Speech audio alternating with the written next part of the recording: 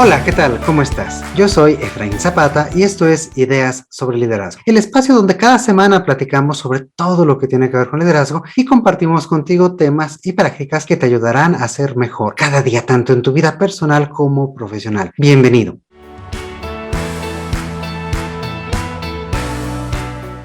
El día de hoy, pues fíjate que continuamente hablamos sobre la importancia de la creatividad en los equipos, de la inteligencia colectiva también como una fuente de ideas, de innovaciones, de iniciativas, pero poco se dice realmente sobre cómo fortalecerla, cómo trabajar en ella y sobre todo cómo orientar al equipo para generar un pensamiento pues más libre, más creativo, que nos lleve a generar estas innovaciones. Una herramienta que se puede utilizar para todos estos objetivos es el Design Thinking o pensamiento de diseño. Por eso este es una herramienta que los líderes es importante que conozcan su concepto, sus principios, cómo poder aplicarla en los equipos para generar justamente mejores ideas, alternativas y diferentes soluciones. Y bueno, para platicar sobre esta herramienta, sobre esta metodología, el día de hoy tengo el gran gusto de platicar con Ana Lucía Richo, una gran amiga de hace muchos años y experta en desarrollo de procesos humanos y creatividad. ¿Qué tal, Ana Lucía? ¿Cómo estás? Hola Efraín, muy bien, encantada de volver a platicar contigo, escucharte.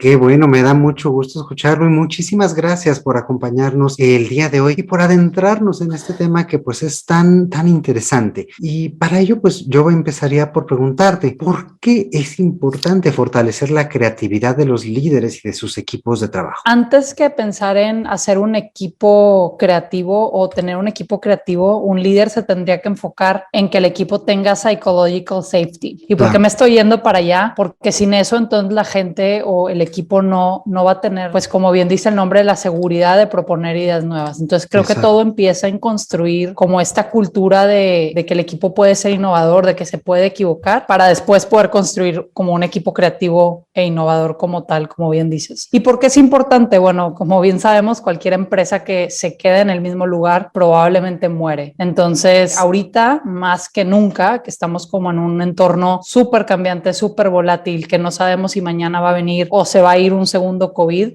necesitamos estar listos para tener ideas como creativas que nos permitan ser aparte ágiles con el medio ambiente y con nuestros clientes.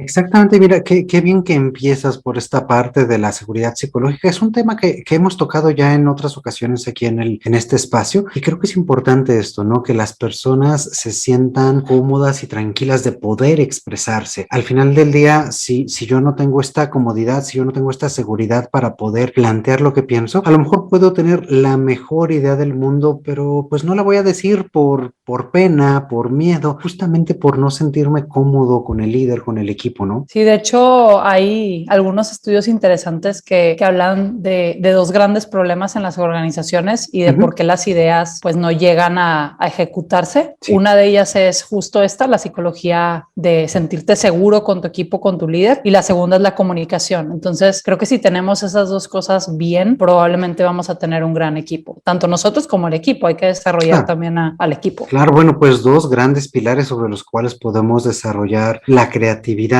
Es correcto.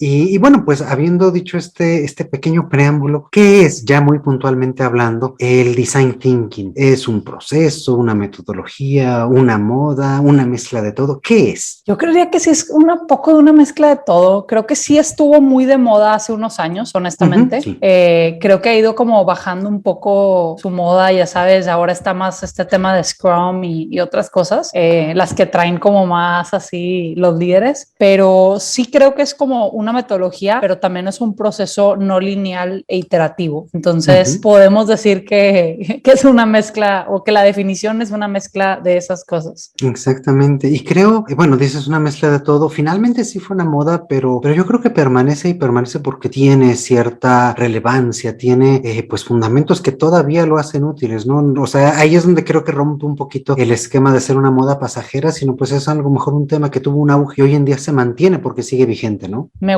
me gusta la palabra auge. De hecho, sí, creo que esa es la palabra correcta para definir que fue una moda en algún momento, tuvo un gran auge. Y de hecho, algo interesante que pasó con Design Thinking es que muchos autores tomaron Design Thinking e hicieron metodologías derivadas del Design Thinking para resolver tipos específicos de problema. Entonces, si bien fue como un pequeño auge, sigue siendo aplicada con distintos nombres. Y ahorita mencionabas justamente es un proceso iterativo y desde mi perspectiva ese es justamente como el corazón de la metodología del proceso en sí mismo. ¿A qué se refiere uno con esto? ¿Qué es un proceso iterativo? ¿Cómo lo pudieras describir de una manera muy sencilla para todos quienes nos escuchan? Mira, si quieres primero voy a como contarles un poco el proceso general de Design Thinking. Perfecto. Para explicarles cómo aquí sería un proceso iterativo. Quizás sea más sencillo explicarlo así. Entonces, Design Thinking tiene como 4 o 5 partes principales, como uno lo quiera ver. La primera es empatizar con el cliente o con tu audiencia. La segunda sería definir cuáles son las necesidades o lo que, pues sí, lo que necesita la persona de ti, de lo que estás diseñando, ya sea un producto o un servicio, para después pasar a una ideación, que es cuando creas las ideas para poder atender esa necesidad. Después se hace un prototipo, es la duda de si son 4 o 5 pasos, se hace un prototipo y se pasa a una fase de testeo o de probar ese prototipo. Entonces la parte iterativa del proceso en esta ocasión es, oye, si cuando estamos definiendo la idea, por ejemplo, nos damos cuenta que no tenemos suficiente información para pasar a un prototipo, no pasa nada, iteramos y nos vamos nuevamente a empatizar y sacamos más información del cliente. Oye, si ya estamos en el prototipo, hicimos un MVP, que significa Minimal Viable Product en español, como el producto que se puede hacer con la menor cantidad de tiempo, dinero para poder probar la idea. Nos damos cuenta que tiene un pequeño error, no pasa nada, nos pasamos a idear o modificamos ese producto y volvemos a probar. Es decir, un proceso iterativo es estar aprendiendo de lo que estás haciendo e ir corrigiendo en el camino. Claro, y es que es un ciclo muy continuo, ¿no? Estamos viendo cómo podemos generar una solución, qué le podemos modificar, qué podemos mejorar, cómo podemos atender mejor a las necesidades de pues la empresa, el cliente, el equipo, hacia donde estemos llevando esta solución, y ahí es donde está esa iteratividad, ¿no? Correcto. Pues no, la palabra no es chistoso, pero es interesante ver cómo siempre ponen el proceso o la metodología de Design Thinking de manera lineal, de forma casi siempre horizontal, y realmente, pues como bien dices, es un proceso pues mucho más cíclico, mucho más iterativo del que vamos aprendiendo pues en el camino. Exactamente, es prácticamente un círculo, ¿no? Donde no significa que estemos haciendo y haciendo sin llegar a nada, sino que el proceso se va mejorando,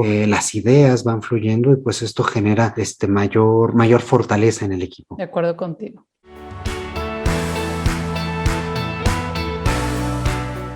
En particular, ¿cómo funciona estas pues 2 primeras fases que a mí se me hacen pues de las más relevantes, la empatía y la ideación? Porque mucho hemos platicado aquí también sobre por qué es importante tener empatía con las personas, pero aquí ¿cómo lo estamos entendiendo para poder capitalizar o para poder fortalecer esas necesidades de los demás? Creo que acá es importante, pues primero mencionar que hay herramientas para eso, o sea, tenemos los mapas de empatía, hay distintos diseños de entrevistas para hacer esto, es decir, lo podemos hacer de muchas formas, pero acá lo importante es llegar a entender cuáles son los pain points. Es como cuando nuestro cliente pasa el peor momento o tiene más frustraciones, para entender qué es lo que tenemos que resolver y también entender cuáles son sus mayores como anhelos, lo que lo motiva, quizás como qué lo haría feliz, cómo podríamos hacer su vida más fácil. Esas son las cosas que tenemos que preguntarnos o preguntarle al cliente directamente, depende de qué herramienta estés usando, y es la parte más importante de empatizar. Tener toda la parte como muy funcional, pero también enfocarnos en las emociones y en lo que el cliente va a estar sintiendo en cada parte de nuestro proceso, producto o servicio. Claro, mucho esta parte de cuáles son los puntos de dolor, le hablan ahora en español, ¿no? ¿Qué le duele a nuestro cliente, a nuestra organización? Correcto. ¿Qué es lo que quiere solucionar? Y pues la otra parte, ¿no? Sus expectativas, su mejor alternativa posible, ¿qué es lo que espera que realmente... Así que, ¿cuál es su cartita a Santa Claus, no? Es correcto. De hecho, esa definición me encanta. Hace mucho que no la usaba, pero literal estamos haciendo una cartita a Santa Claus en nombre de nuestro cliente. Y Y eso es lo que pasa a la parte de definir, porque normalmente, como yo lo veo, es que de empatizar sacas mucha data, mucha información, pero en la parte de definir es cuando ya la analizas, empiezas a definir cuáles son verdaderamente esos puntos de dolor, cuáles son verdaderamente esas expectativas que tiene el cliente. Es cuando ya empezamos a discernir qué es lo más importante para después ya poder pasar a la parte de idea. Si vieras el proceso de design thinking como rombos o como forma de diamante, lo pudieras ver como son dos grandes rombos. La parte de empatizar abre un primer rombo y es cuando tenemos mucha información, define, lo empieza a cerrar y llegamos como a puntos clave, y luego en idear volvemos a abrir el rombo porque salen muchas ideas. El brainstorming hace que pues salgan cosas fuera de la caja y que necesitamos estar abiertos a experimentar, a entender, y cuando hacemos el prototipo otra vez estamos cerrando el rombo para llegar a la parte de prueba. Entonces es una parte que me gusta mucho verlo así, como dos grandes rombos, ayuda visualmente a entender cómo es el proceso de design thinking. Exactamente, y tiene mucho sentido, ¿no? Porque a lo mejor de esa cartita a Santa Claus o de esos puntos de dolor que identificamos, a lo mejor hoy en este momento no podemos atender todos, ¿no? Y es ahí donde, como dices, se va cerrando esa gama de expectativas y gama de puntos que vamos a atender, y después viene pues esa parte de generar ideas, y ahí otra vez abrimos a todo, todas las ideas son bienvenidas y es donde estamos ideando. Sí, estoy entendiendo correctamente. Sí, de hecho, exacto.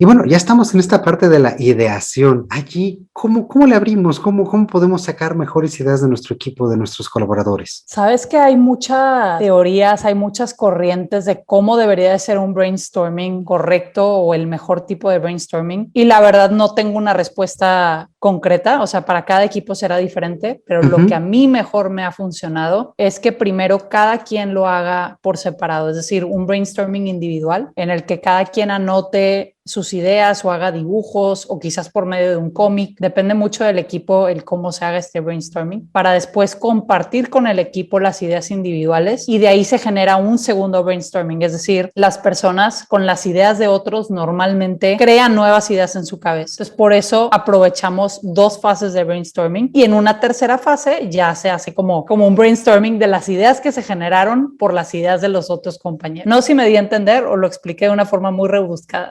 Entendiendo, a ver, te parafraseo y ahí vemos si entendimos, ¿no? Son como tres grandes momentos de lluvia de ideas. La primera como un poco más individual, en la cual pues cada persona está viendo qué ideas se le ocurren para atender la necesidad. La segunda un poco más en colectivo para que se expongan esas ideas y las mismas ideas de los demás nos generen nuevas ideas a nosotros. Y la tercera sería pues ya como todas esas ideas pues se ven exponenciadas, ¿no? Ya es como todas las ideas que estamos recapitulando pueden a lo mejor interactuar o fortalecerse o estar interviniéndose unas a las otras, ¿no? Es correcto, creo que lo entendiste perfecto. Muy bien, y ahí cómo descartamos, a lo mejor porque si no, como dices, vamos a tener como estos tres grandes momentos y cada vez vamos a tener más y más ideas, y cuando nos demos cuenta, pues a lo mejor son tantas que no podemos aplicarlas todas, ¿no? Creo que muchas veces se trata de rescatar las mejores partes de las ideas, como bien dices, cómo conviven las ideas entre sí. Lo que he hecho en otros momentos cuando estamos en un lugar presencial es literal te paras con stickers o con calcamonías a votar por las partes más padres o que más valor agregarían de las ideas, y de forma virtual pues simplemente se pueden descartar, quizás en un Miro o quizás en un Excel se puede nada más pasar a una siguiente columna las mejores ideas, pero en pocas palabras se haría también de forma colaborativa y casi siempre por votaciones. Algo importante que mencionar acá es que en un inicio se tienen que hacer como algunos acuerdos con el equipo. Uno de ellos es agree to disagree, y es como, oye, si no estamos todos de acuerdo con una idea, vamos a estar de acuerdo que no estamos de acuerdo. Okay. Y un segundo acuerdo es, aunque no estemos de acuerdo, vamos a trabajar en la idea que todo el equipo haya votado. Entonces es como muy importante hacer una serie de acuerdos antes de entrar al proceso por paz mental del equipo y para que esto salga bien. Claro, y pues es importante esto, ¿no? Tener como esta claridad de que pues a lo mejor no me gusta lo que voy a escuchar, pero eso no significa que sea menos ni que esté mal, ¿no? Simple y sencillamente hay que aceptarlo y ver cómo incorporamos esos puntos de vista, ¿no? Pues falta la fase de prototipar. En esta fase depende mucho del tipo de solución que estén proponiendo, ya sea un producto o un servicio. El equipo tendrá que buscar la manera de probarlo como tal con el cliente. Me ha tocado ver cosas como muy rebuscadas, desde crear como un mini robotcito para que dé el servicio y a ver cómo reacciona el cliente. Digo, y lo hacen con iPads, carritos de control remoto, cosas baratas para no tener que crear el producto final.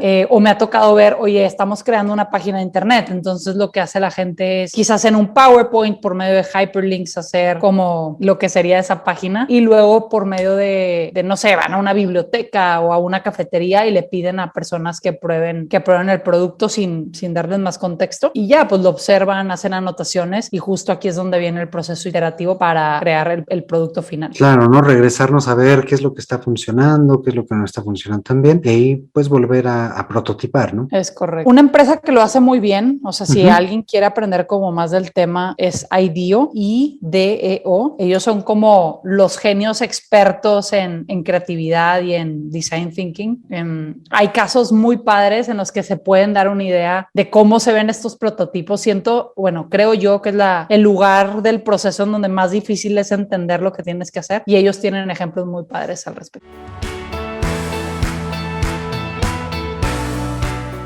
Y ahora, a todo esto, ¿en qué tipo de situaciones podríamos utilizar esta herramienta, este proceso del design thinking? Yo diría que en el que sea, Efraín. Realmente acá el chiste es plantear bien el problema para poder enfocar bien toda la metodología. Al inicio de la conversación te decía que si bien fue un auge de design thinking, luego distintos autores tomaron la metodología para crear pues procesos o micrometodologías más enfocadas a problemas específicos. Entonces, si bien aplica para todos los problemas que te puedas imaginar, hay metodologías, por ejemplo, Design Sprint, que utiliza todos los principios de Design Thinking, pero se enfoca más como en UX, en experiencia de usuario o en procesos de servicio, lo cual hace como muy interesante. Si te pones como verdaderamente a buscar, después de entender bien tu problema, puedes encontrar como submetodologías, y eso es algo que existe ese nombre, que apliquen perfectamente a tu problema para poder resolverlo de una forma más acertada. Aunque bueno, siempre como dices son ¿no? Entonces hay que ver cómo primero entendemos bien este proceso general o estos principios 100%. básicos.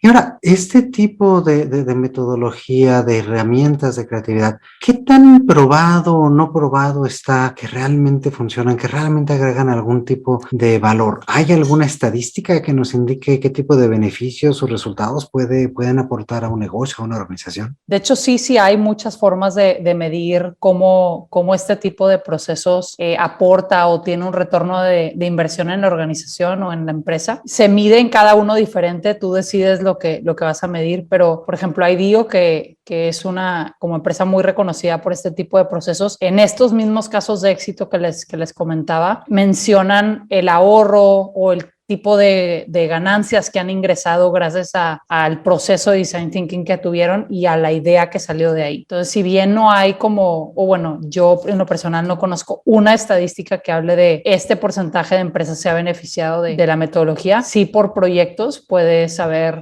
los beneficios de haber creado o de haber pasado por ese proceso. Pues bien, creo que es algo interesante también a tomar en cuenta porque, como dices, trae un retorno de la inversión realizada, y me parece que también pues tiene beneficios justamente en la interacción y en la integración del equipo. En ese sentido, en cuanto a resultados suaves, ¿qué es lo que tú has visto que puede darnos el design thinking al equipo? Es difícil medirlo, pero normalmente después de pasar por un proceso de design thinking como bien ejecutado, termina siendo también es un proceso cansado, pero también termina siendo como si fuera un team building, porque están las personas interactuando, están todos opinando. Muchas veces o en muchas empresas pasa que, oye, nunca habían tomado en cuenta una idea mía y ahora estamos ejecutando un gran proyecto con mi idea, entonces la gente se siente empoderada, se siente motivada, y algo que también he visto en los equipos post metodología de design thinking es que hay una mucho mayor como alineación, todos saben hacia dónde van, todos saben lo que están vendiendo y bueno, pues existe como un liderazgo participativo que también siempre es bueno. Claro, finalmente este tipo de procesos pues alinea mucho y nos hace conscientes sobre los objetivos porque todos estamos aportando ideas para ese objetivo, ¿no? Es correcto.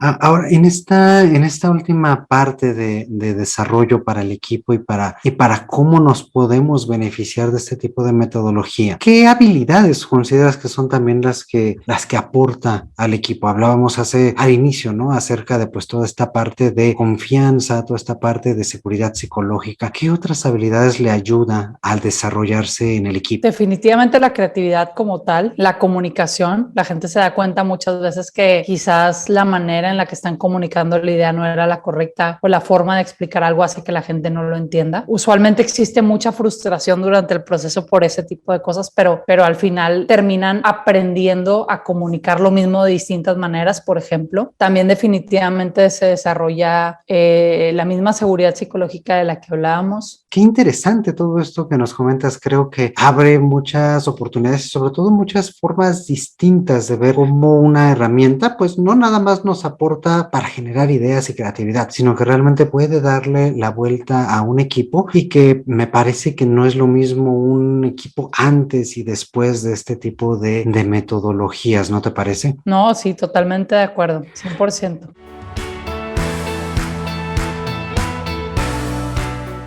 Pues bien, oye, pues aún nos quedan muchos temas interesantes por mencionar, sobre todo justamente cómo nos podemos preparar, cómo podemos ser mejores líderes y utilizar este tipo de herramientas con éxito. Y pues para ello estoy seguro que nuestros amigos no se perderán el episodio de la próxima semana. Por ahora quisiera agradecerte mucho por acompañarnos el día de hoy y pues una vez más, qué gusto tenerte en este espacio, Analu. Igualmente, nos vemos la siguiente semana. Hasta la próxima semana y pues también a todos ustedes que están al otro lado del micrófono, muchísimas gracias por acompañarnos y escucharnos como siempre. No dejen de escribirnos al correo hola@ideasobreliderazgo.com y compartirnos qué les ha parecido hasta ahora esta charla, qué otras herramientas o metodologías de creatividad conocen y sobre todo cómo las han implementado o cómo han participado de ellas. Por ahora, pues yo me despido y te invito a que nos acompañes en la segunda parte de esta conversación la próxima semana. Como siempre, te mando un muy fuerte abrazo. Yo soy Efraín Zapata y te espero a la próxima con nuevas ideas sobre liderazgo.